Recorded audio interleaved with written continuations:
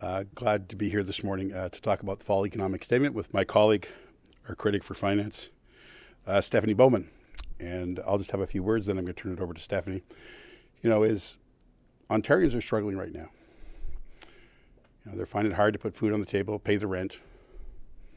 And we have a government that's caught up in a mess of its own making that's resulted in a criminal investigation by the RCMP that's distracting the government from the things that are most important.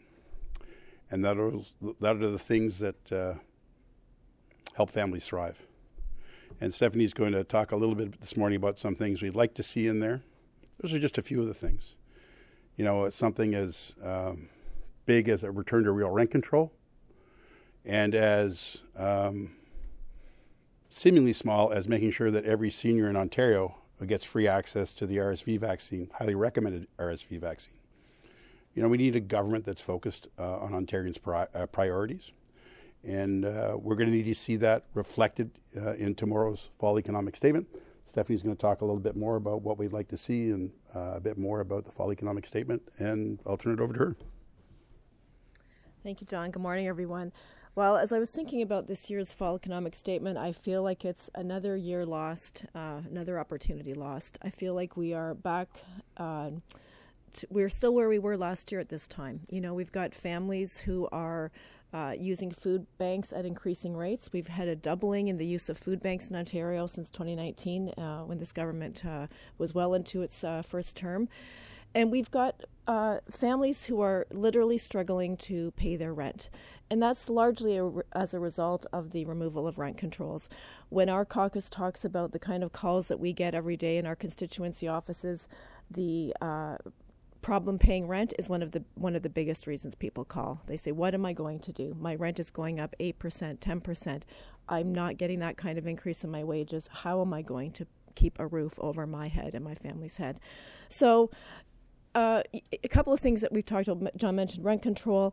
Another thing would be a rise in social assistance rates. Again, we know that it's low-income families in particular that are feeling the pain of the current inflationary environment we're in, while middle-class families feel that as well.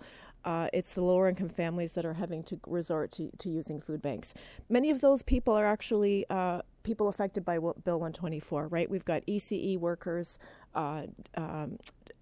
teachers, tutorial assistants. Those are people who have full-time jobs who are having to go to food banks. And while this government is continuing to appeal that decision of the courts that bill was unconstitutional, those families could use those few $1,000s in their pockets right now.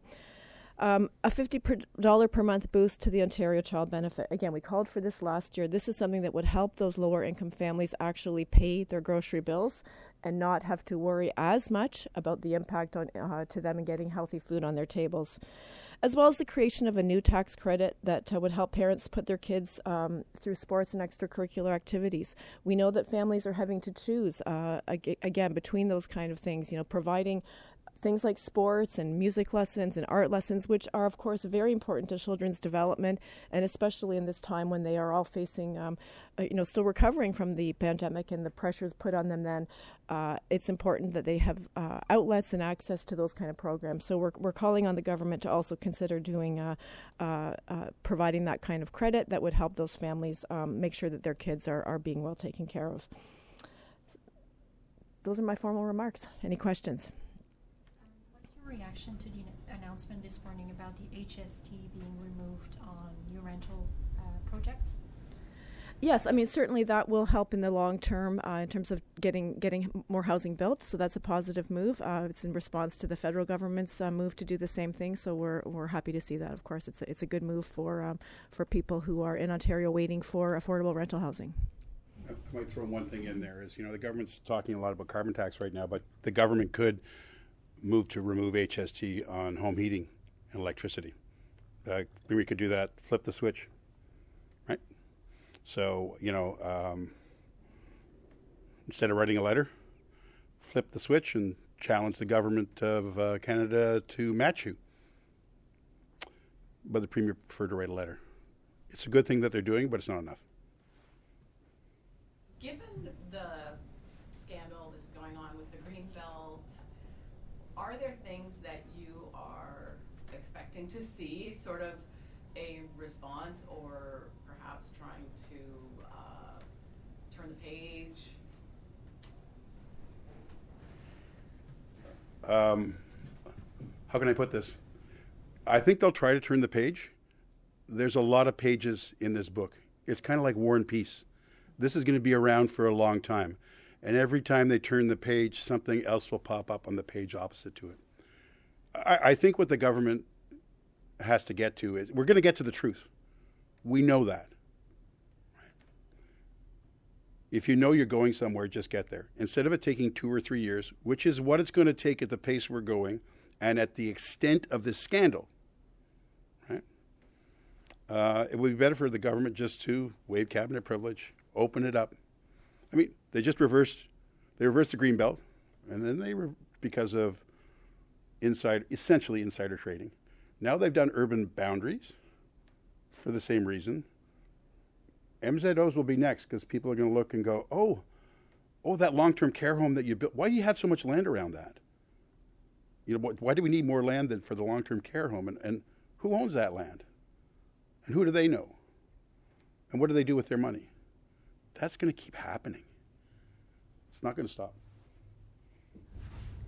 The finance minister keeps saying that times are uncertain and we have to be prudent, responsible, but Ontario's economy is relatively resilient. We're not in a recession, so do you see this as kind of an easy excuse maybe?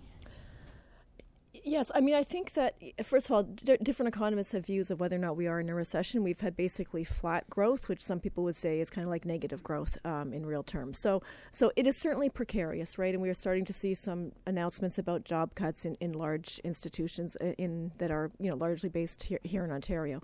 So I think that that line is old and it's wearing out. Right. We are in precarious times right now, and we know that by things like the increase in food bank usage. We know that working families, in particular households led by single moms or working women, are higher users of those services because they need to put food on the table. So I think when we look at what's really going on here, the government is continuing to underspend in areas like health. Against their budget, they still have very high contingency funds, and the rainy day is here line. I mean, that's feeling very old too. We are in those kind of times when those monies could actually be helping families.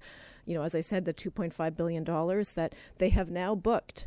I mean, that was recorded in their financial statements last year. That means they know that money is very likely to be paid out to those workers. That was an important milestone, and yet they continue to appeal. Right, and instead of putting those thousands of dollars into those workers' pocketbooks, that would be again helping them in this time of very high prices and inflationary pressures. You talked about the types of calls that your office is receiving. I don't know if you have a sense of if it sounds worse than it was last year. I would say absolutely. We are getting more calls about about people concerned about paying their rent, and whether that's because again food inflation, even though it's coming down a little bit, it is still high, and I think it's also, again, we know that demo evictions and rental evictions, that rate is continuing to increase, right, especially here in Toronto. So there are more families that are worried about it. There were seniors who are feeling like, what do I do if I'm kicked out of my home? Where do I go? Right, they're in a rent control building, and if they're demo evicted or rent evicted, where do they go? And so those are the kind of calls that we're getting. People are very worried. Yeah, a lot. Just a lot more calls with people who are literally in tears, and they're frightened and they're scared. I called a pharmacist to place an order, and I ended up talking to a person I've known for about 35 years who told me her story about her rent going up 20%. What am I going to do? Where am I going to go? These are serious, people need a place to live. And so the government moving to real rent control and getting serious about building housing, they should just do what all parties on the other side are suggesting and what their own governments did in the 70s. Be a partner, be a bank, be an investment vehicle to build housing. Let the private sector be your partners. Get them to help you build stuff that's affordable. and stuff that's market rent. It's like, but this government's all caught up in their own present day quagmire, which is not going to end anytime soon. And so they need to turn their attention to the things that Ontarians need so that we don't get a call at our offices or our staff. It's really hard on our staff because you feel some ways you can't do, like, what can you do, right, for people in this situation? I mean, it used to be just people trying to find a place because they were trying to get to a cheaper place. Now it's people saying, I'm losing my place because I can't afford it. It's heartbreaking. Great. No? Perfect. Thank you. Thank you.